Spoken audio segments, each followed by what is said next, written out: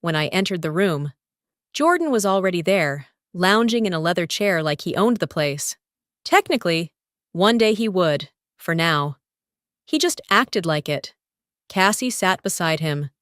A too bright smile smeared across her face, twirling a pen she didn't need. "Aria," said the HR rep, barely making eye contact.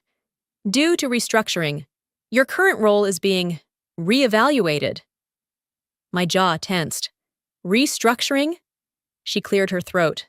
"Effective immediately. Your title will change to Assistant Data Coordinator. Your salary will be adjusted accordingly." "Adjusted?" I asked, trying to keep my voice level. 48% reduction, she said, like she was reading weather conditions. I blinked. Once. Twice. "May I ask why?" Jordan leaned forward. "It's nothing personal. We're just shifting toward more forward-facing roles. Cassie will be leading your former team in a more dynamic direction." Cassie nodded enthusiastically. "We're streamlining analytics through a more intuitive lens." She didn't even know what that meant. I did. I built the framework she now called clunky in last week's meeting. I stood frozen, holding back the burn in my chest. I wasn't just being replaced. I was being erased. After the meeting, I returned to my desk and opened the company's shared proposal directory.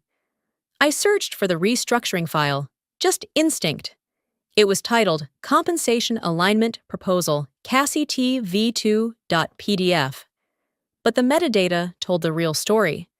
Created by J. Winston Jordan. I stared at the screen, my pulse in my ears. He hadn't just approved it. He'd written it for her. This wasn't business. This was personal, strategic, targeted humiliation. And something inside me cracked. Not in anger, not yet, but in silence. The kind that comes before a storm. I didn't sleep that night.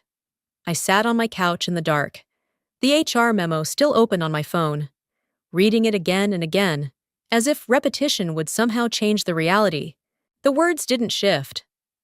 I was officially demoted, 48% of my salary gone, replaced by a woman who couldn't read a pivot table without a cheat sheet. But the bitterness didn't come from the pay cut. It came from what it symbolized. 11 years. I had joined Luxiton in 2012, when the company was a fledgling analytics firm trying to survive its third failed funding round. Back then, we had folding tables for desks and servers that overheated if someone made popcorn in the break room.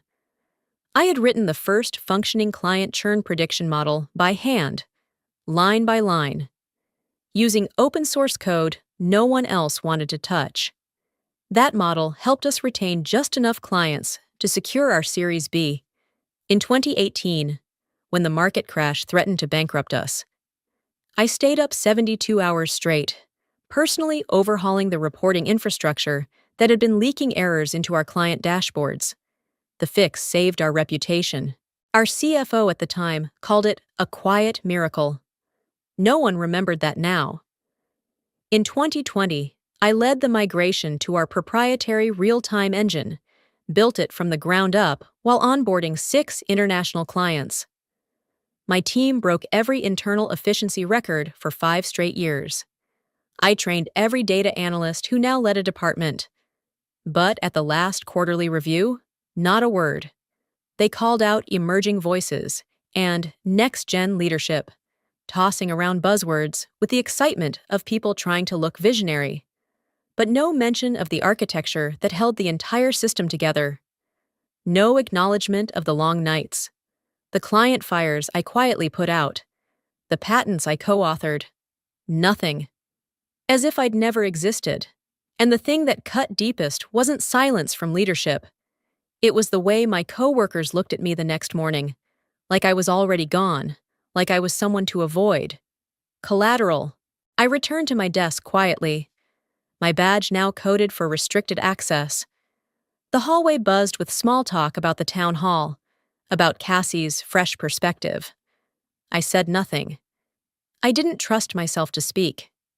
Then, as I was refilling my coffee, A soft voice came from behind me. It was Lila, one of the newer analysts I had mentored last year. She glanced around, leaned in, and whispered, "If it weren't for you, most of us would have quit a long time ago." I didn't know what to say, so I just nodded, lips pressed tight, heart caught between breaking and burning. Her words didn't fix anything, but for the first time since that meeting, I felt something other than humiliation. I felt remembered. And that was the beginning of everything that would follow. I didn't storm out. I didn't cry in the break room. I didn't post some vague quote about betrayal on LinkedIn. I just showed up the next morning, made my coffee the same way I had every day for 11 years, and took a seat at my new cubicle, the one with the broken drawer and view of the recycling bins. Cassie passed by twice, her heels clicking like she had something to prove. She didn't say a word. Neither did I, because what they didn't know was this: I still had access. 2 months before the restructuring, I'd been tapped to build an internal tool that could track employee performance metrics more precisely. We'd been losing transparency between teams, and morale was dipping. So I proposed a beta system called Project Sentinel, a silent observer that measured key output signals, deliverables, communication frequency, workflow dependencies, and time-on-task analytics. I'd built it quietly, just a few team leads, and I had access to the back-end dashboard. Technically, it wasn't public-facing yet. And after the demotion, they'd clearly forgotten it even existed, but the system hadn't forgotten them. It had been running silently for 92 days, and as of this week, it was recording Cassie and Jordan just as diligently as it once did me. Cassie, I saw, had spent only 7 cumulative hours logged into our project platforms over the past month, despite holding a leadership role. Most of her input was time-stamped either late at night or suspiciously close to client report deadlines, suggesting AI-generated work. Her contributions were flagged multiple times by Sentinel's authenticity algorithm, a feature I'd added after noticing increasing use of automated tools in key reports. Jordan wasn't much better.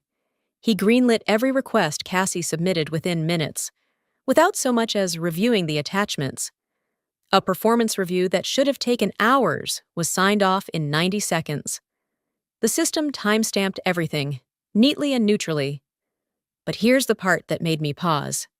I'd built Sentinel to run independently, yet only the original architect, the account tagged as system owner, had the ability to shut it down or restrict access. That account still belonged to me. No one had changed it. No one had even thought to. While they celebrated their streamlined leadership, I was still the quiet architect behind the one tool in the company that couldn't be spun by charisma or protected by connections. I didn't make a move yet. I wasn't ready. But I watched. I tracked. I let the truth accumulate quietly. One ignored email thread, one blank deliverable, one fabricated timeline at a time. Because sometimes, the most powerful thing you can do after being erased is wait quietly, while the system you built remembers everything. By the end of the first week in my new role, I had answered more calendar invites than I had in the last 2 months. None of them were important. Most were labeled support tasks or follow-ups for reports I had either written myself or built frameworks for years ago. And the sender? Always Cassie. She would assign me tasks like formatting export sheets or double-checking formula alignment on client dashboards. But the kicker was, those dashboards were mine. I had authored them. My name was still buried deep in the metadata, time-stamped back before she even worked in this industry. She'd CC Jordan on every email. No greeting, no context. Just lines like, "Please confirm that the final dataset aligns with the methodology outlined in Appendix B." Appendix B? I had written it 3 years ago, in a 126-page benchmark report that earned us 2 international contracts. It was a deliberate game of power dressed in polite corporate language, At first, I thought maybe I was being too sensitive. Maybe this was just how things were now. Maybe swallowing my pride was better than stirring more dust.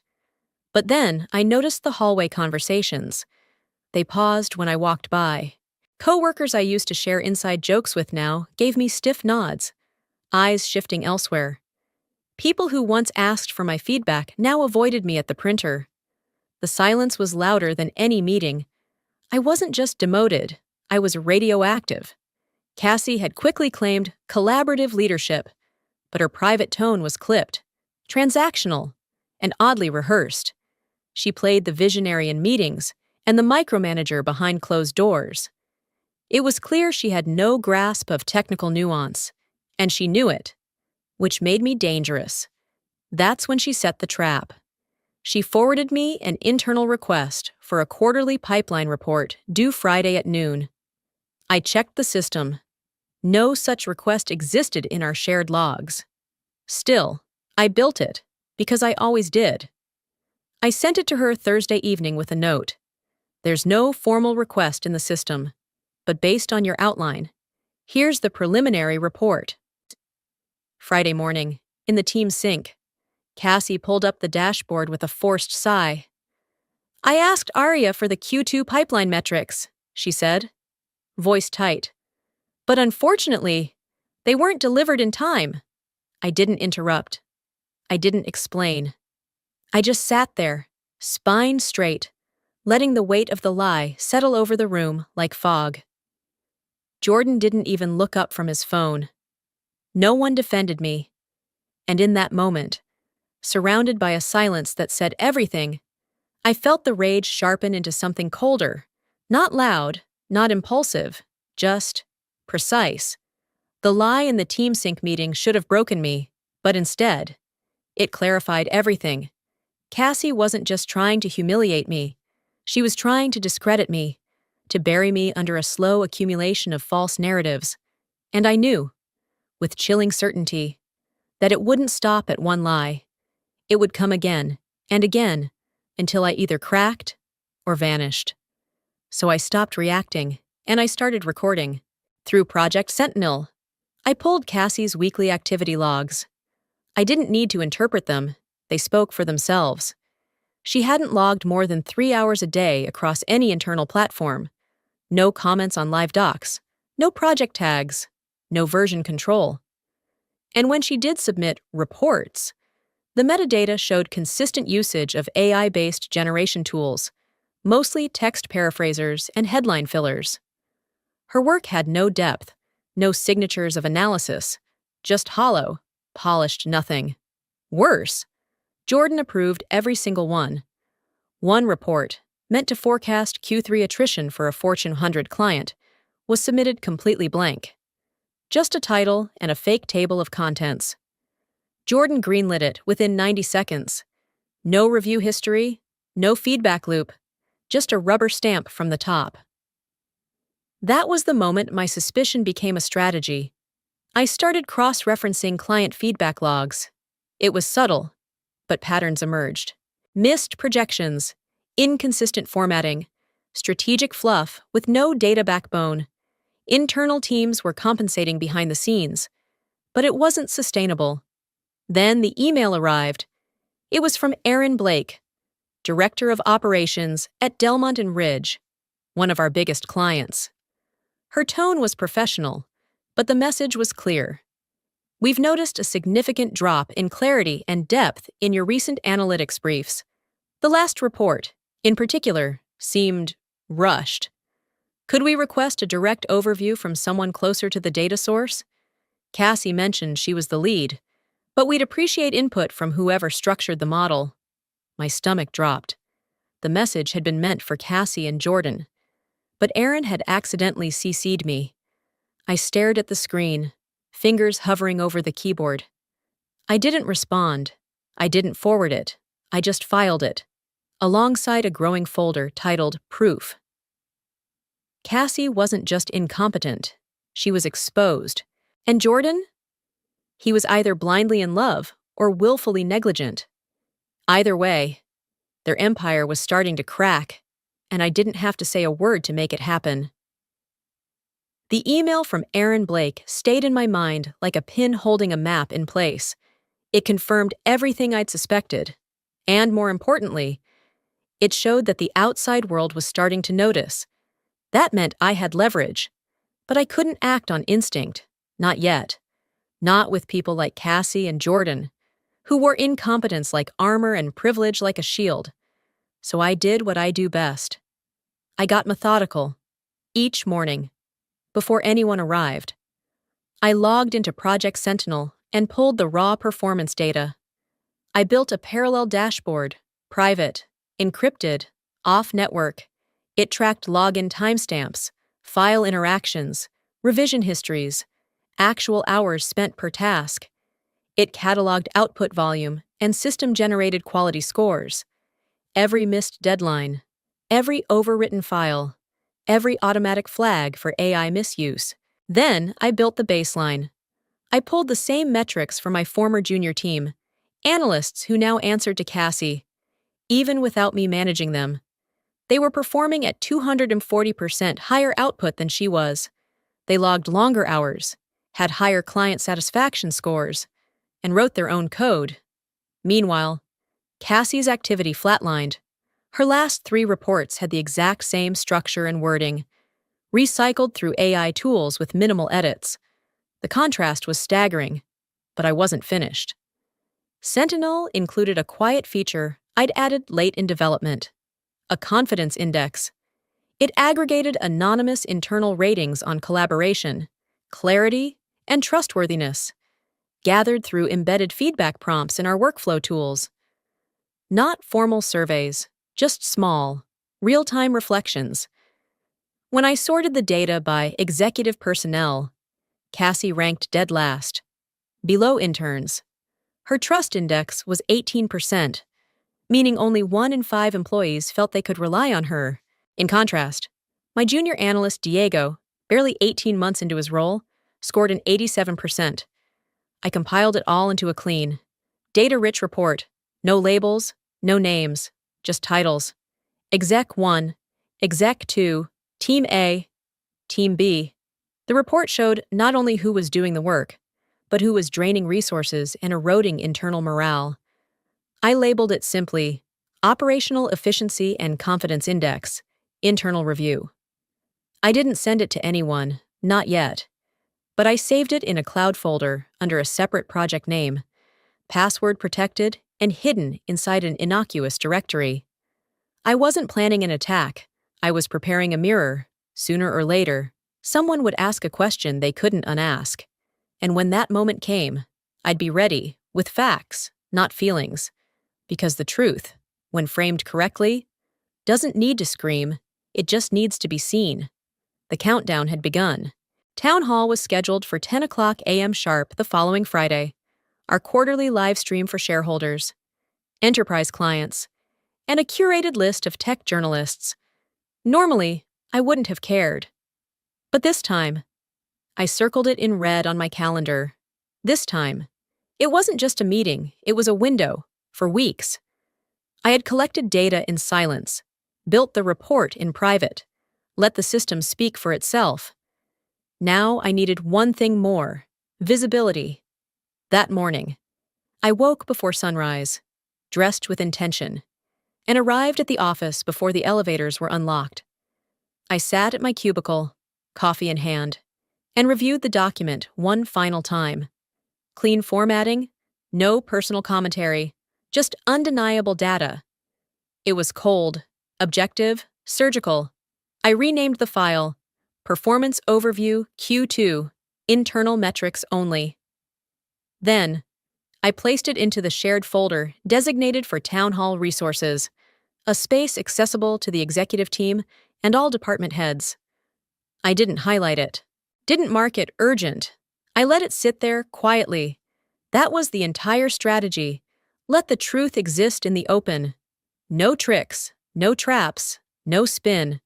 By 9:15 a.m., the conference floor was buzzing.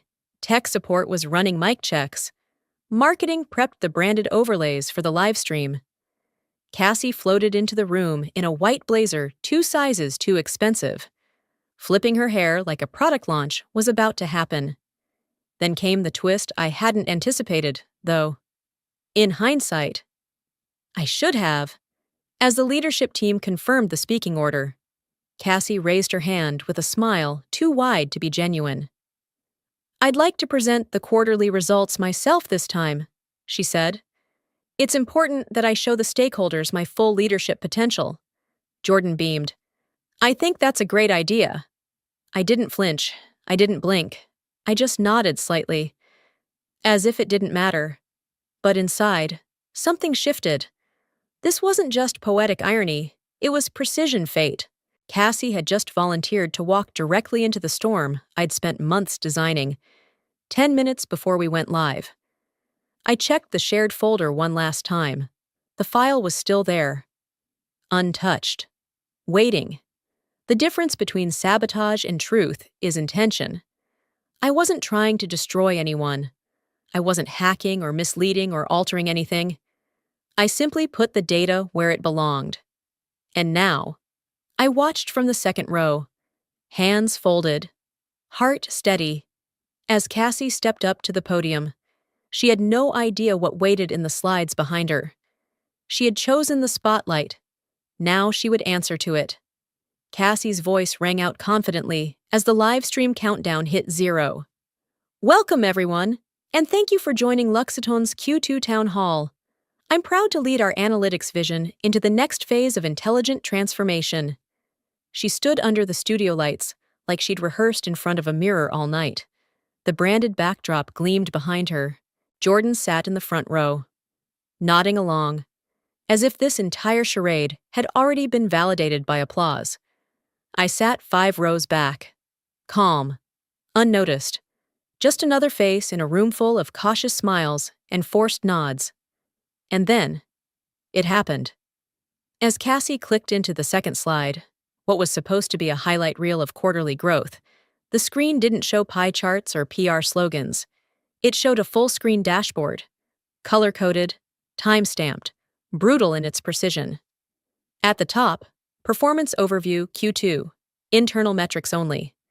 Along the left were anonymized titles, Exec 1, Exec 2, Team A, Team B.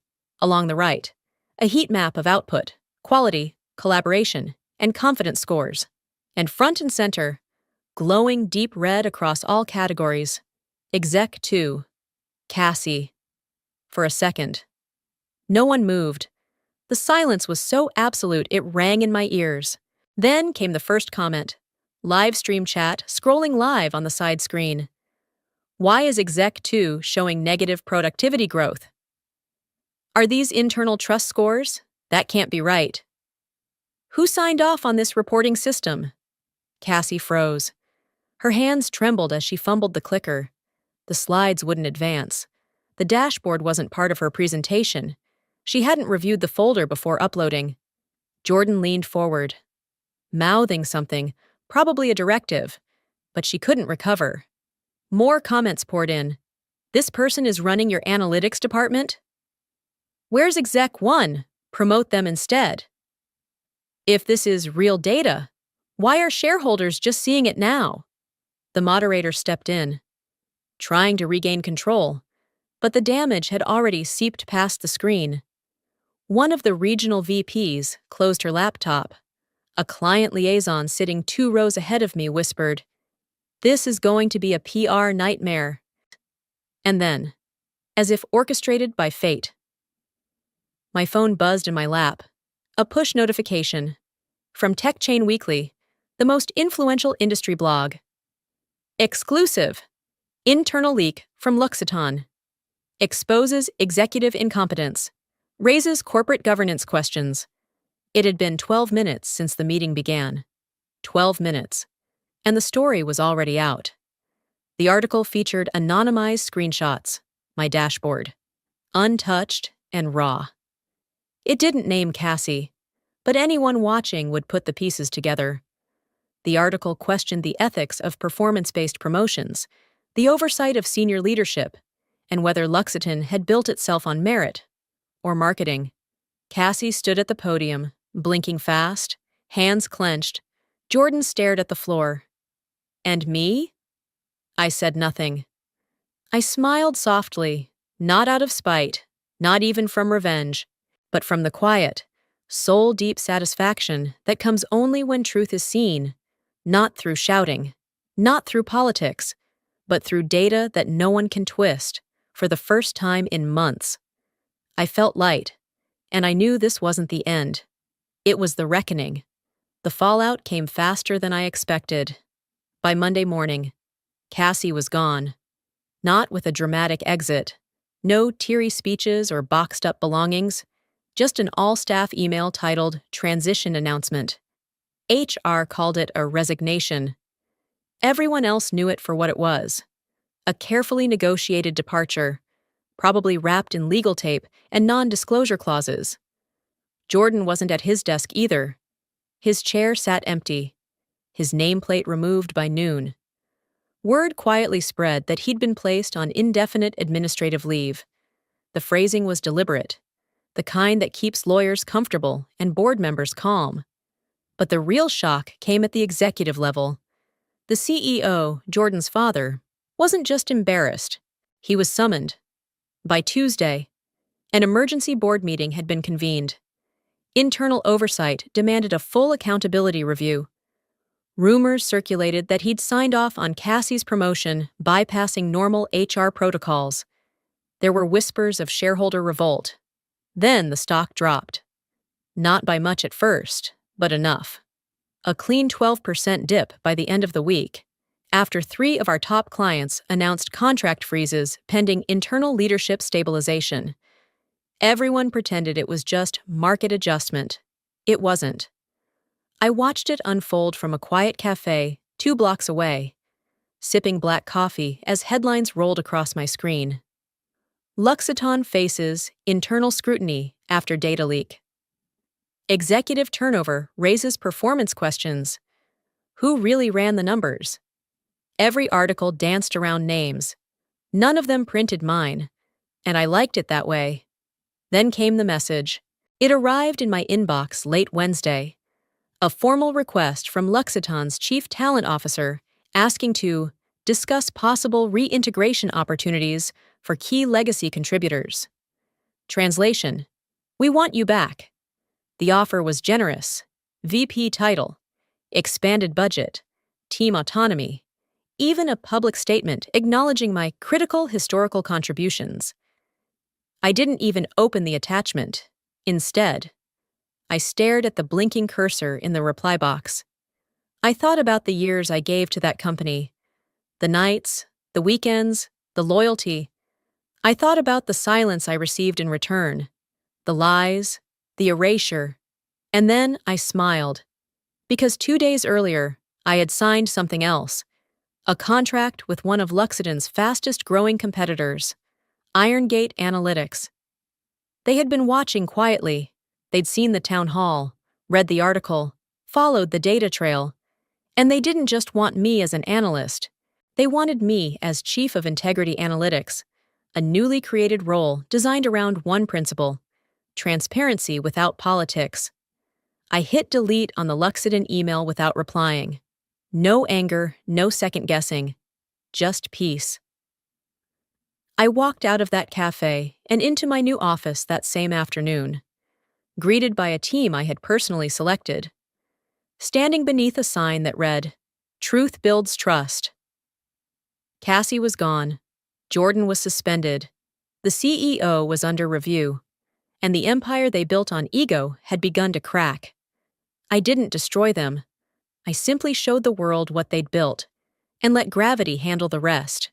6 months later, my life no longer resembled the version they tried to reduce me to. I wasn't just rebuilding, I was rising. As Chief of Integrity Analytics at Irongate, I wasn't given a seat at the table. I was handed the blueprints and asked to design the room. We didn't just chase trends, we set standards. My division became the gold standard in ethical reporting across 3 sectors in under half a year. No corners cut, no voices silenced. Then came the magazine cover. It wasn't flashy, Just a grayscale photo of me standing in front of a translucent whiteboard. Arms crossed, eyes forward. The headline read, "The Woman Who Let the Numbers Speak and Made the Industry Listen." My inbox exploded the moment it hit shelves. Journalists, former clients, strangers who had watched the town hall replay on YouTube and messaged me, saying they finally felt seen. But the most unexpected message came on a Tuesday afternoon. A familiar name popped up in my notifications. Linda Wexler, interim CEO of Luxiton. She'd been appointed shortly after the former CEO retired for personal reasons. The board had chosen her to clean up the mess, someone known for direct action and rebuilding public trust. Her email was short but clear. "Aria, we'd like to formally invite you to consult on Luxiton's full structural rebuild. You'd have final authority over data ethics and transparency. This is not a favor, it's a recognition. We want you to lead the course correction. On your terms." I stared at the screen for a long moment, processing the full arc of it all. The same company that once erased me now offered me the pen. Not as a symbol, as a solution. And I accepted. Not out of revenge. Not even for closure. But because real power doesn't come from holding a grudge. It comes from choosing what kind of legacy you want to leave behind. In the first advisory meeting, I walked into the same boardroom where they once handed me a demotion letter. This time, they stood up when I entered. This time, I sat at the head of the table. That was the moment I knew. I hadn't just survived the fall. I had rewritten the rules underneath it. If you've ever been silenced, overlooked, or pushed aside for someone who hadn't earned their place, let this be your reminder. Your value isn't based on what they recognize. It's based on what you build when no one's watching. And when the time is right, let the work speak for itself. If Aria's story inspired you even a little, don't forget to like this video, share it with someone who needs a reminder of their worth, and comment below with the moment that hit you hardest. And for more true-to-life stories about injustice, quiet strength, and ultimate redemption, make sure to subscribe to the channel. Your voice matters. And sometimes, silence is just the setup for the loudest victory.